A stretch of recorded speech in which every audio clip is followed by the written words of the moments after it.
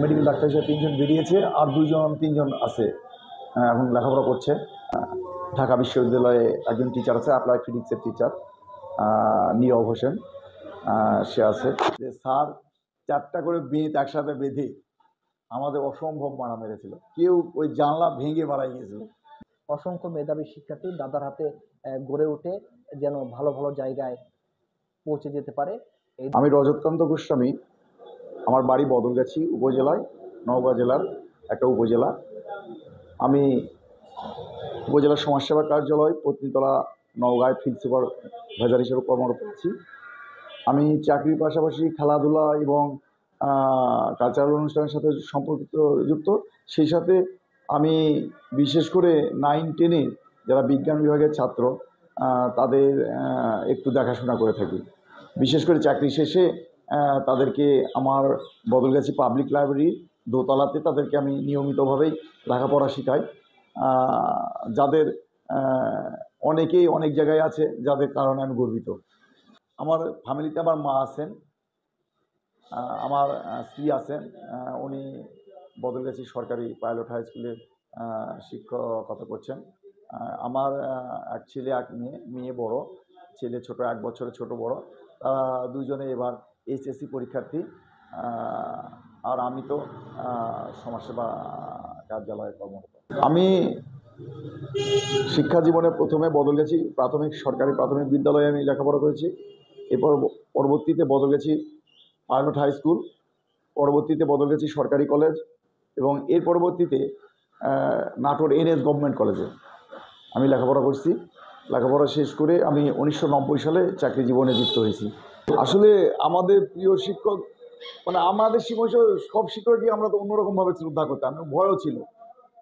আসলে আমরা যে এখনকার যেমন ছাত্র শিক্ষকের যে সম্পর্ক, আমাদের সাথে কিন্তু ওইরকম সম্পর্ক ছিল না। কিন্তু আমাদের স্যাররা যেরকম শাসনও করতো, বিদ্য, আবার কিন্তু আদরও করতো। ছাত্র সংখ্যাও কম ছিলাম, আমাদের অনেক ছাত্র ছিল। তার ভিতরে আমাদের প্রাইমারি স্কুলে একজন প্রখ্যাত শিক্ষক ছিলেন হারান চন্দা, যিনি মানবতার সেবায় মানে সর্বদাই নিয়োজিত ছিল। আমরা দেখেছি যে আমাদের যারা ছেলেপেলে আমরা স্কুলে যেতাম, তাদের অনেকের, যেমন আমাদের সর্দি হলে তাদের যে পরিষ্কার করে দেওয়া, বা যাই হয়তো প্রস্রাব পায়খানা করবো তাদেরকে নিয়ে যেতে, এই কাজগুলো করতো। এবং এই মাঝে সাঝে বিস্কুট, কারো মানে ক্ষুধা লাগছে, বিস্কুট কিনে এনে দিত। এই যে জিনিসটা, সে মানবিকভাবে অনেক উন্নত মানে ওদিকে আর কি। এছাড়া হাই স্কুলেও আমরা পড়ছি, হাই স্কুলেও স্যাররা ছিলেন। আমাদের সময় আব্দুল সামাদ স্যার ছিলেন, হেডমাস্টার স্যার। এর পরবর্তী আব্দুল খালেক স্যার ছিলেন। স্যাররা আবুল কালাম আজাদ স্যার ছিলেন, আব্দুল রাজ্জাক স্যার ছিলেন। তারা অনেক অনেক ভালো স্যার ছিলেন, আমাদেরকে শিখাইছেন। তাদের কাছ থেকে শিখেই আমরা কিছু ছাত্রদেরকে দিতে পেরেছি, এই জন্য আমরাও অনেকটাই ধন্য। কলেজে আমাদের খুব ভালো ভালো স্যার ছিল। ফণীন্দ্রনাথ বসাক ছিলেন আমাদের কেমিস্ট্রি টিচার, আমাদের সত্যেন্দ্রনাথ প্রামাণিক ছিলেন আমাদের ম্যাথের টিচার, ফিজিক্সের টিচার ছিলেন সুভাষ কুমার সিংহ। এরকম অনেক স্যার ছিলেন। বাংলার আমাদের শাহাদ হোসেন স্যার ছিলেন, মতিয়ার রহমান স্যার ছিলেন, যারা অনেকে আমাদেরকে সেই সার্বিকভাবে সহযোগিতা করেছে লেখাপড়ার ব্যাপারে এবং পড়াশোনার ব্যাপারে। তারা কি প্রাইভেট যে আমরা পড়ছি এরকম না, কিন্তু তাদেরকে কিন্তু আমরা যাই অনেক সময় স্যারদের কাছে জেনেছি। এখানে কোনো পয়সা করে কিন্তু একটা ইয়ে ছিল। আসলে এখন আরও বেশি হওয়ার কথা। ছাত্রদের মেধাও কিন্তু খারাপ না, এখনও ছাত্রদের প্রচুর মেধা আছে, কিন্তু এই মেধাটা তারা কিন্তু এই শিক্ষার জায়গাটায় লাগায় না, তারা কিন্তু অন্য পারপাসে ব্যয় করে। তাদের যে লজিস্টিক সাপোর্টগুলো এখন বেশি আমরা পেয়েছে, তারা কিন্তু এটাতে অন্যদিকে এসে কাজ করে। বিশেষ করে তারা দেখা যায় যে রাত 12টা, 1টা, 2টা পর্যন্ত তারা ওই মোবাইল নিয়েই বসে থাকে। ওই মেধাটা যদি লেখাপড়ার দিকে ব্যয় করতো, আমাদের দেশ জাতি অনেক এগিয়ে যেত। যোগাযোগ হয়, অল্প কয়েকজনের সাথে যোগাযোগ রাখা আছে। অনেকের খোঁজ আমি জানি না অবশ্য, কে কোথায় বিলীন হয়ে গেছে এ অবস্থায় আসলেই জানি না। তবে কিছু কিছু আমার যারা বন্ধুবান্ধব আছে খোঁজ খবর তারা নিয়মিত রাখে। ঢাকাতে, রাজশাহীতে বিভিন্ন জায়গায় তারা চাকরিরত আছে, নিয়মিত খোঁজ খবর রাখে তারা। একটা স্মৃতি এখনও আমার মনে পড়ে যে আমরা স্কুলে আমরা ক্লাস 9-এ তখন ছাত্র। আমরা কিন্তু আসলেই ছেলেমেয়েরা কিন্তু মেয়েদের ভিন্ন জায়গা ছিল, ছেলেদের ভিন্ন জায়গা ছিল। পড়ার সময় আমরা আসতাম ছাদে। একদিনকার এক ঘটনা, আমাদের ছেলেদের ভিতর কেউ একজন হয়তো, সবাই তো ভালো না, দু একজন খারাপ থাকতেই পারে, একজন দুষ্টামো করে মেয়েদের বেঞ্চে ওই বসার জায়গায় কালি এবং এক ধরনের বিছাতু জাতীয় মানে জিনিস রেখে গেছে। এর প্রেক্ষিতেই আমাদের যখন খালেক স্যার, শ্রদ্ধেয় খালেক স্যার ছিলেন, উনি আসার পরে মেয়েরা অবজেকশন দিলেন। সেই দিন আমার মনে পড়ে যে স্যার 4টা করে বেত একসাথে বেঁধে আমাদের অসম্ভব মারা মেরেছিল। কেউ ওই জানলা ভেঙে মারা গিয়েছিল মার খেয়ে।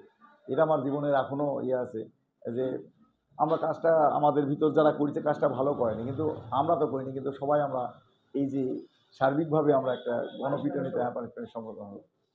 এটা আমার একটা এখনও আমাদের মনে দাগ কেটে আছে। তবে এখনও স্যারকে শ্রদ্ধা করি, যদিও মেরছেন, কিন্তু আসলে কিন্তু আমরা কিন্তু এখনকার ছেলেরা হলে দেখা যেত স্কুলে এনে বিচার বসতে হতো বা থানা কাছারি হয়ে যেত, এই অবস্থা হতো। আসলে 2004 সাল থেকে আমি এই আমার একটা কোচিং সেন্টার বিদ্যাসাগর ইনস্টিটিউট নাম দিয়ে আমি খোলা। সেখান থেকে যারা বিগত দিনে বেরিয়ে গেছে, ঢাকা বিশ্ববিদ্যালয়ে একজন টিচার আছে, অ্যাপ্লাইড ফিজিক্সের টিচার, নীরব হোসেন, সে আছে। আছে চঞ্চল কুমার শীল, সে চুয়েট থেকে বেরিয়েছে। আছে শাওন, সে রুয়েট থেকে বেড়াইছে। আছে তারিকুল ইসলাম, সে আছে বাংলাদেশ কৃষি ব্যাংকের সিনিয়র প্রিন্সিপাল অফিসার হিসেবে আছেন। আছে নাসির হোসেন, সে রুয়েট থেকে বেরিয়ে এখন বর্তমান সোনালী ব্যাংকের অফিসার হিসেবে আছেন। আছে ওয়ালটনের ম্যানেজার হিসেবে হাদি বলে এক আমার ছাত্র আছে, সে রুয়েট থেকে বেড়াচ্ছে। আমার মেডিকেল ডাক্তার হিসেবে আছে তিনজন মেডিকেল ডাক্তার হিসেবে 3জন বেরিয়েছে, আর 3জন আছে এখন লেখাপড়া করছে, এখনও জবে ঢুকে নেই। আছে বুয়েটে পড়ছে আমার 2জন ছাত্র। ঢাকা বিশ্ববিদ্যালয় আছে অনেক, রাজশাহী বিশ্ববিদ্যালয় আছে, লেখা পড়ছে। চাকরি জীবনে, বেসরকারি চাকরি জীবনে অনেকেই আছে আর কি, যারা বিভিন্ন বিশেষ করে পাবলিক বিশ্ববিদ্যালয় থেকে লেখাপড়া করে সমাজে ভালো জায়গায় তারা অবস্থান করছে। আবু রাহান রনি গতবারে সে সাধারণ শিক্ষাতে বিসিএসে ট্রাই করে বর্তমানে গোপালগঞ্জে চাকরিরত, এরকম আছে আর কি। আমার তো এখনও, আমরাও তো অনেকটাই জীবনে পার করে এলাম, আসলে শ্রান্তিও দরকার, দেখি কি করা যায়। শিক্ষা ব্যবস্থা এই জন্য দায়ী অনেকটা, যে কোনো ক্লাসে তাকে পেন্ডিং রাখা যাবে না, তাকে পাশ করে দিতে হবে। আমাদের সময় এই ইয়েটা ছিল না আর কি। ছাত্ররা যখন জেনে যায় যে আমি লেখাপড়া না করলেও পাশ করতে পারি, তখন তো তার লেখাপড়ার প্রয়োজন মানে অনেকটা হয়ে যায়। আমার মানে প্রত্যেকটা ছাত্রছাত্রীদের উদ্দেশ্যে আমার একটা যে যেটাই করে লেখাপড়া করতে হবে। সামনের দিনগুলো আমাদের কিন্তু কঠিন সমস্যার সম্মুখীন হতে হবে, কারণ আমাদের জমিজমা মানে চাষের জমিজমা কমে যাচ্ছে, আমাদের জনসংখ্যা বৃদ্ধি পাচ্ছে, অতএব খাদ্য সংকট, বিভিন্ন কারণে আমাদের কিন্তু আমাদের রোজগারের জায়গাটা কিন্তু কমে যাচ্ছে। তাহলে আমাদের লেখাপড়া করে আমাদের দেশে প্লাস বিদেশ থেকে আমাদেরকে যদি আমরা কারেন্সি অর্জন করতে না পারি, আমাদের সামনে বিপদ আসবে। এই জন্যে লেখাপড়ার বিকল্প না, লেখাপড়া অবশ্যই সম্ভব।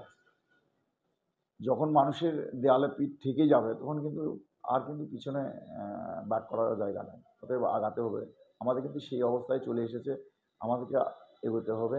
এবং আমাদেরকে এই জন্যে অভিভাবকদের কিন্তু সবথেকে বেশি দরকার, মানে তাদের ছেলেমেয়েদেরকে বেশি সময় দেওয়া, তাদের সাথে ছেলেমেয়েরা কী করে না করে এই বিষয়গুলো জানা দরকার। এবং বিশেষ করে সন্ধ্যার আগেই তারা যেন বাড়ি ফিরে এসে লেখাপড়া মনোনিবেশ করে, এই জন্য কিন্তু অভিভাবকদের যদি মানে মেনটেন করে, তাহলে কিন্তু অনেকটাই আগাবে আমাদের মানে দেশ এবং জাতি। আসলে মানুষ গড়ার কারিগর যারা স্যাররা, তাদের বিষয়ে তো আমাদের বলার এত স্পর্ধা নাই। স্যার তারা সমাজের কি বলবো, আলো বর্তিকা একটা। তাদের বিষয়ে আমার কিছু বলার নাই, তাদেরকে আমি শ্রদ্ধা জানাই। তবে স্যারদেরকে আমি বলবো, আসলে স্যার আপনারা ছেলেদেরকে একটু আহ, আহ, আগেকার মতোভাবে দেখেন, অভিভাবকের দৃষ্টিতে। কারণ আপনারা যদি ছেড়ে দেন, তাহলে কিন্তু আমাদের আগামী ভবিষ্যৎ কিন্তু আসলে ঝরে পড়বে। আসসালামু আলাইকুম। শুনবো মানুষ গড়ার কারিগরদের কথা প্রোগ্রামে আজকে আমাদের মাঝে উপস্থিত আছেন এমনই একজন মানুষ, যেখান থেকে আমরা ওই যে বলে না, মেঘ না চাইতে বৃষ্টি পেয়েছি, এমন একটা মানুষ। দাদা অত্যন্ত মেধাবী, মেধা সম্পন্ন একজন সফলকামী একটা মানুষ পেয়েছি আমরা।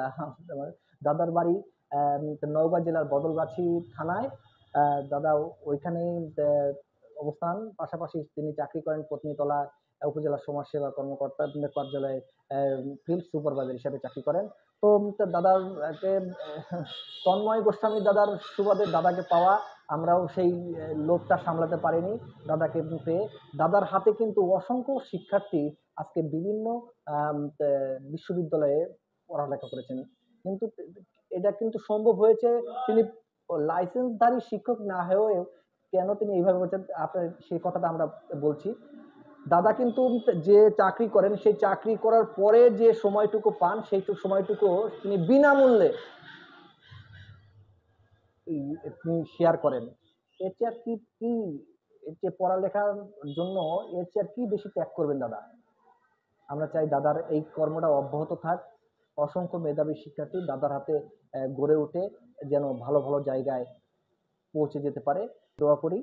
আর শুনবো মানুষ গড়ার কারিগরদের কথা প্রোগ্রামটি দেখতে ফেসবুকে ডিটি আমিরুল ইসলাম, পাশাপাশি টোটাল সেবা ইউটিউব চ্যানেলে দেখতে পারেন আপনারা। ধন্যবাদ দাদাকে, অনেক ধন্যবাদ। অনেক অনেক ধন্যবাদ আপনাদের দাদা।